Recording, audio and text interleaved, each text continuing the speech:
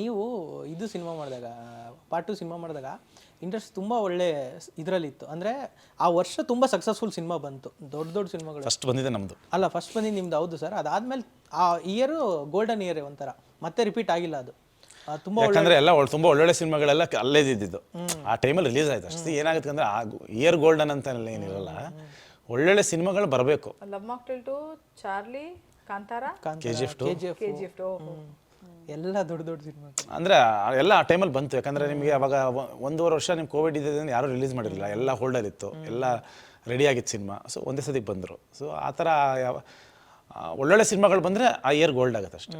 Golden ಇಯರಲ್ಲಿ ಸಿನಿಮಾಗಳು ಬರಲ್ಲ. Correct. But ಅವಾಗ ಆ ಥರ ಸಿಚುವೇಶನು, ಇವಾಗ ಡೆಡ್ ಅಪೋಸಿಟ್ ಸಿಚುವೇಶನ್ ಇದು. ಯಾಕೆ ಅನ್ಕೊಂತೀರಾ?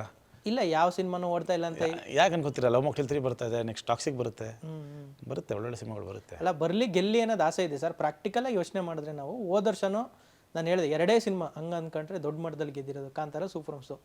ಎಲ್ಲರೂ ಕಷ್ಟಪಡ್ತಾರೆ, ಎಲ್ಲರೂ ಸಿನಿಮಾ ಮಾಡ್ತಾರೆ, ನಮ್ಮ ಸಿನಿಮಾ ಚೆನ್ನಾಗಿದೆ ಅಂತಾರೆ, ಎಲ್ಲ ಮಾಡ್ತಾರೆ, ಏನಂದ್ರೂ ಆಗ್ತಾ ಇಲ್ಲ. ಈ ವರ್ಷನೂ ಸ್ಟಾರ್ಟಿಂಗಲ್ಲಿ ನಿಮ್ಮ ಸಿನಿಮಾನೇ ಬರ್ತಾ ಇರೋದು. ಸೊ ಹೆಂಗಿದೆ, ಏನು ಚೇಂಜ್ ಆಗಬೇಕು?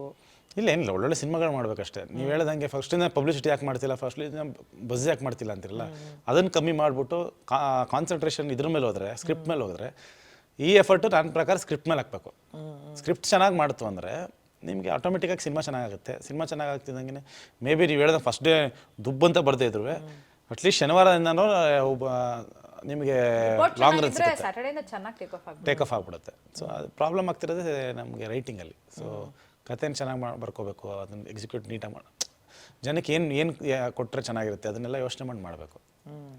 ಈಗ ಸಿನಿಮಾ ಮಾಡಬೇಕು, ನಾನು ಈ ನೆಕ್ಸ್ಟ್ ರಜಕ್ಕೆ ಒಂದು ಸಿನಿಮಾ ರೆಡಿ ಮಾಡಬೇಕು ಅಂತ ಸಿನಿಮಾ ಸ್ಟಾರ್ಟ್ ಮಾಡೋ ಸಿನಿಮಾ ಐ ಥಿಂಕ್ ತುಂಬಾ ಥಾಟ್ ಹಾಕಬೇಕು. ಅಂದ್ರೆ ಏನು ವರ್ಕ್ ಆಗಿದೆ, ಏನು ಇಷ್ಟಪಡ್ತಿದ್ದಾರೆ, ಅಂದ್ರೆ ಕ್ಯಾಲ್ಕುಲೇಟಿವ್ ಆಗಿ ಮಾಡಿ ಅಂತಲ್ಲ, ಆ ರೀತಿ ಕ್ಯಾಲ್ಕುಲೇಷನ್ ಮಾಡಾದ್ಮೇಲೆ ಸಿಕ್ಕಾಪಟ್ಟೆ ನಾವು ಸ್ಕ್ರಿಪ್ಟಲ್ಲಿ ಕೆಲಸ ಮಾಡೋದಿರುತ್ತೆ. ಬಟ್ ಅಟ್ಲೀಸ್ಟ್ ಒನ್ ಕಾಮನ್ ಏನಂತಾರೆ ಅಂದರೆ ಅಲ್ಲಲ್ಲ, ನಾನು ಹೇಳೋದೇನೆಂದರೆ ನೀವು ಕ್ಯಾಲ್ಕುಲೇಷನ್ ಸಿನಿಮಾ ಮಾಡಬಾರ್ದು.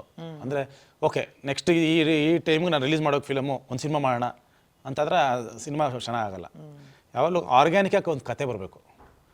ಆರ್ಗ್ಯಾನಿಕಾಗಿ ಕತೆ ಬಂದು ಆ ಕತೆ ವಾವ್ ಅಂತ ಅನಿಸಿ ಆ ಕತೆನ ಸಿನಿಮಾ ಮಾಡಬೇಕು.